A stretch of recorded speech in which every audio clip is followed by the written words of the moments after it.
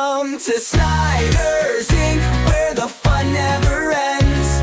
Reactions, gaming, and more with Josh as your friend. Tune in, buckle up, it's a ride you don't wanna miss. Snyder's Inc., let's dive in, feel the ultimate bliss.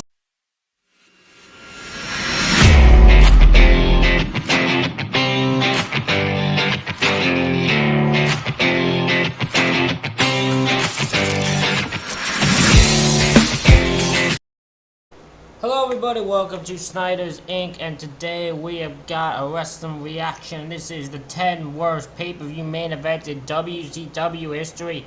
We're gonna get right into it, ladies and gentlemen. Hit the like button, subscribe button, comment your thing down below. Let's go. For all its amazing cruiserweight action, Japanese imports, and Goldberg squashes, man did World Championship Wrestling put out some total crap in its time. Terrible wrestling, terrible booking, terrible stipulations. The house that Turner built had it all, and the company's worst traits could often be seen in their pay-per-view main events. In this list, we will be showcasing some of the worst from Starrcade 1990 onwards, as that was the first show to carry the WCW moniker. For a variety of reasons, these matches actually make me a bit glad that the promotion is not around today, and I loved WCW. I'm Adam Pacitti from Cultaholic Wrestling, and these are the 10 worst pay-per-view main events in WCW history. Join us! Number 10, Hulk Hogan vs. Ric Flair at Uncensored 2000.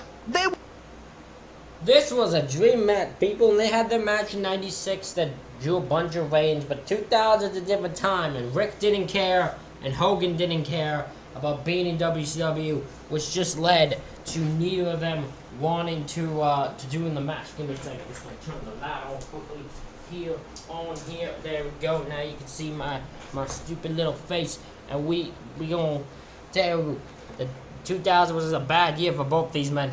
There was a time and place where Hulk Hogan taking on Ric Flair would have been considered one of the greatest pro wrestling spectacles in the world. That time was not the year 2000, and that place was not the main event of WCW's final uncensored pay-per-view. You might never have seen this match, but you've most certainly heard of it, because this is the infamous Yapai Pai Indian strap match, brother, that has become part of internet wrestling folklore thanks to shows like Botchamania. Hashtag thank you, Mafu. Flair and Hogan were tied together by a strap with the objective of the Pretty sure his name has always been, I've heard him say is Matthew, but Mafu is even better. Match being to touch all four corners of the ring before the other person. I mean, at least I think that was the objective. They both tried to pin each other a couple of times for absolutely no reason. As well as forgetting its own rules, this match also reminded everyone that neither man was in their prime anymore, as they both slowly bopped each other around the arena, presumably whilst wishing they could be literally anywhere else. Chuck in a bunch of random outside interference and you have got a recipe for a classically bad WCW show closer. Number 9, Hollywood Hulk Hogan vs. Roddy Piper. I mean, what y'all think? It's Roddy Piper and Hulk Hogan in 1997. Ain't having a good match. It's ain't 1985, it's 1997. 12 years later. Both men are both older.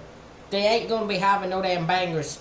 This shouldn't main event any pay-per-view, let alone Halloween Havoc, which has the great Rey Mysterio Eddie Guerrero match, and then closes with this shit.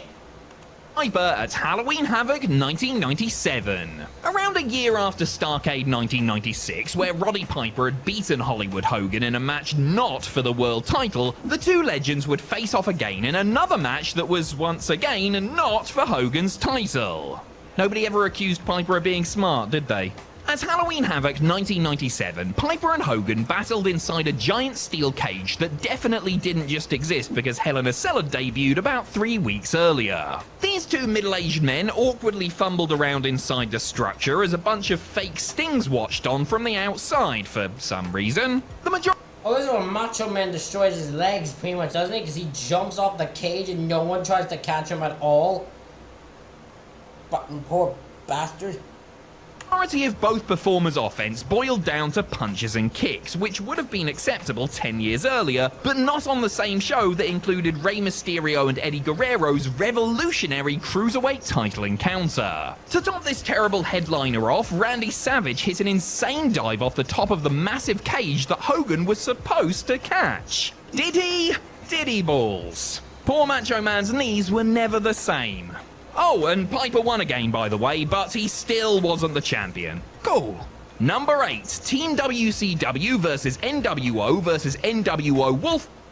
I don't remember anything about this match. I don't know who was on either team. I don't know nothing on this one. Pack at Fall Brawl 1998. War Games, War Games was once the jewel in WCW's crown. The brainchild of Dusty Rhodes, this mammoth two-cage fight to the death became so iconic that WWE raised it from the dead over a decade and a half after the promotion shut its doors. The final War Games match to take place on WCW pay-per-view happened at Fall Brawl 1998, and, well, there's a reason this was the last one on a major platform for nearly 20 years. Instead of two teams going at it with submission or surrender rules, now there were 3 groups involved and pinfalls were allowed, which sort of defeated the entire point of the stipulation. There was the NWO team of Hollywood Hogan, Bret Hart and Stevie Ray.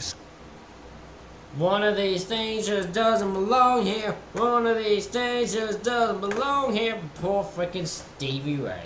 Stevie Ray, the Wolfpack team of Kevin Nash, Sting and Lex Luger. See, that's a 3-man team.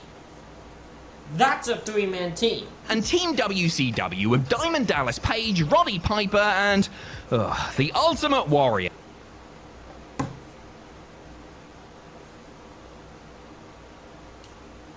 Yeah.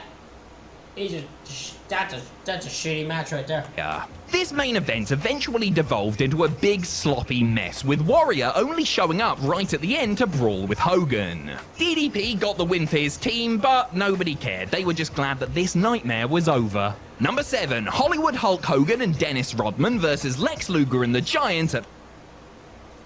I don't remember this one at all. I don't remember this match at all. I had no memory of this match existing. Especially as a main event of a pay-per-view. Jesus Christ, what were they thinking? Bash at the Beach 1997. Dennis Rodman, future best friend of Kim Jong-un, was with his other bestie during the main event of Bash at the Beach 1998 as he teamed with Hollywood Hulk Hogan to take on Lex Luger and the Giant. Just bloody look at that lineup. You had Rodman, a non-wrestler, Hogan, who always found a way to put in zero effort at this time, Lex Luger, a man with the mobility of a garden wall, and the Giant, who was only about 18 months into his career at this point. Honestly, I felt more excitement watching a slinky going down the stairs than watching this match, and that didn't last 22 minutes. The wrestling was slow at best and painful at worst, with enough grandstanding and hot dogging to put even the more ardent of sports entertainment fans to sleep. Honestly, Rodman was probably the best thing about this encounter. He was pretty damn athletic, pulling off some decent arm drags and leapfrogs, and the crowd were into everything he did.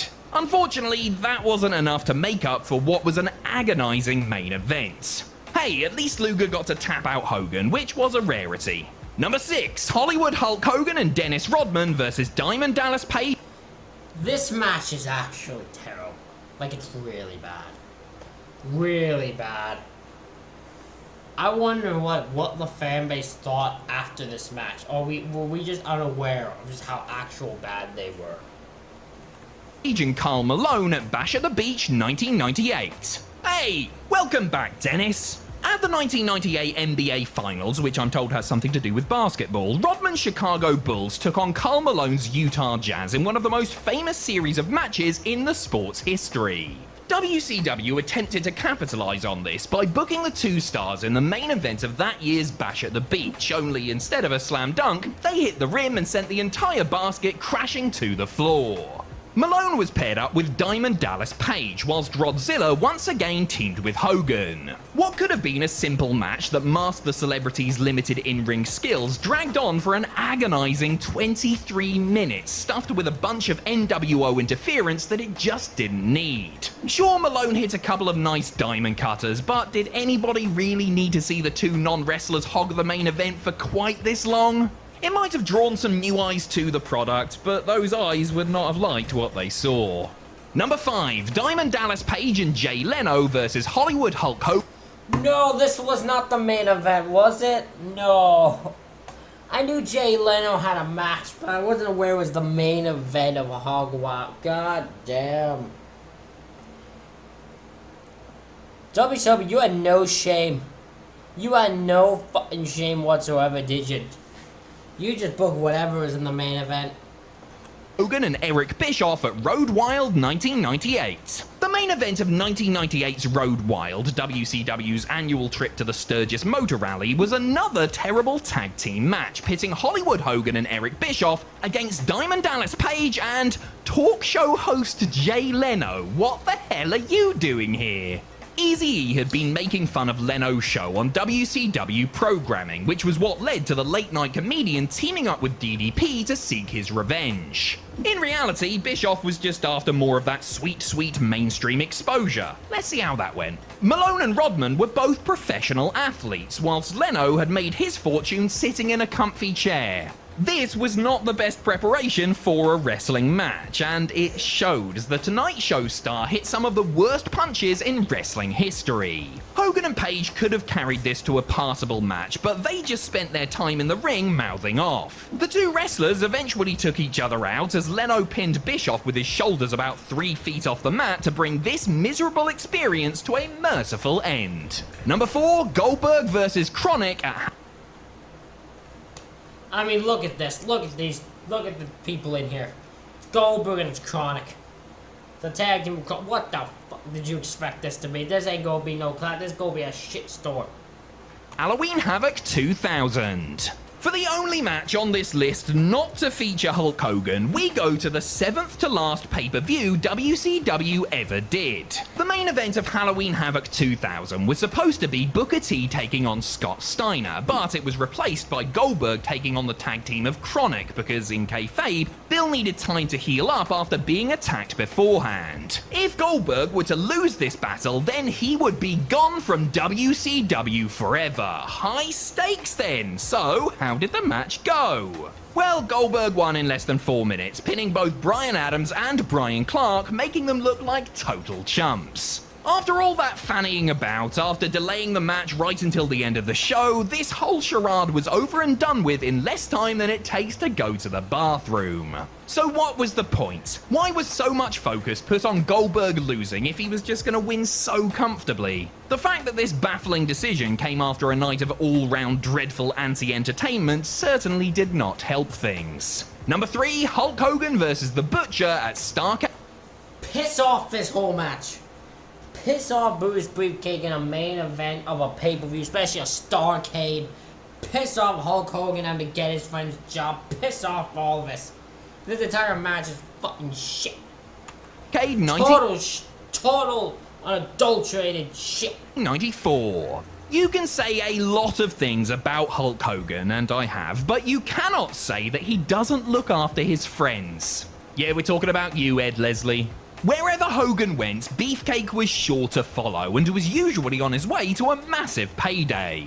Case in point, the main event of Starrcade 1994, where Hogan somehow managed to persuade people to let him fight beefers in the main event for the world title. As the Butcher, Leslie joined up with the Three Faces of Fear and had been attacking Hogan for months leading up to the company's big end-of-year spectacle. This led to what could have been a really interesting scenario between two former best buds, had they been able to put on a half-decent match. Whilst Hogan had his limits, at least he was a star. The Butcher, on the other hand, had about 1% of the charisma of his opponents, which is being generous, and his in-ring abilities made the Hulkster look like Jushin Thunder Liger. A disgusting display of favoritism that led to a rotten match, Starrcade 1994 might just have the worst main event in that show's illustrious history. Number 2, Hulk Hogan and Randy Savage versus the Alliance to End Hulkamania. This is another one of those, what the fuck would you think it was gonna happen? If this was no way gonna become the great match it was, and I'm pretty sure Bischoff has even said this match should not have happened, and it should not have gone this way. This was a fucking shit show. Mania at Uncensored 1996. In early 1996, WCW was still trying to push Hulk Hogan as their top babyface star, but something clearly wasn't working as fan interest dwindled. So, did they attempt to get someone new over in Hogan's place? Nope, instead they decided to double down on Hogan as the hero by putting him in one of the most ridiculously one-sided matches in wrestling history. Alongside his on-again, off-again friend Randy Savage, Hogan competed in the main event of Uncensored 1996 in a Doomsday Cage match. Fought over 3 levels, Hogan and Savage could only win the match by escaping the cage and overcoming a ludicrous number of enemies. You had Ric Flair, Arn Anderson, Lex Luger, Meng, Kevin Sullivan, The Barbarian, Z-Gangster, aka Zeus from No Holds Barred, and The Ultimate Solution, making this an 8-on-2 handicap match. And you'll never guess what, the goodies still won. If this bonkers stipulation wasn't bad enough, then the action itself was bottom of the barrel stuff. The cage severely limited what the performers could do, turning what was supposed to be a highly dangerous situation into a pantomime-level farce. I mean, Hogan and Savage were hitting people with frying pans, for Christ's sake. Number 1, Hulk Hogan versus the Giant at Halloween. Look, I don't care what you say, the Yeti makes this out for me. The Yeti and his weird hug, and the weird hug of Hogan is so funny and so stupid that I love it every time. It should be on this list, but I can't put it number 1, in my opinion, for that reason alone, that I find too horribly funny. Havoc 1995. After their monster truck sumo match, which consisted of both men pushing each other around in giant funny-shaped cars on a rooftop, Hulk Hogan accidentally pushed the Giant off the top of Cobo Hall, presumably to his death. Never mind that though, we've got a wrestling show to get on with. Despite the fact that he had almost certainly just killed a guy, Hogan came down to the ring anyway for his title match, only for the Giant to just turn up like nothing had happened. This unexplained resurrection meant that the match could go ahead, and thank God it did, otherwise we may never have been introduced to the Yeti! A giant man wrapped in toilet paper came down to the ring to assist the future Big Show, leading to the double humping spot that this match is still famous for today. Andre's kayfabe son won the match and Hogan's title, ending one of the weirdest nights in pro wrestling history on a truly baffling note. Yes, they made bad decisions left, right and center. Yes, they let their wrestlers get away with way too much politicking, but God bless WCW for giving us this glorious nonsense. Ladies and gentlemen, that is it for this reaction video. Let me know what you think in the comments. Let me know what you think the worst pay-per-view main event in WCW history is in the comments. Thank you all for watching, and I'll see you all for the next one.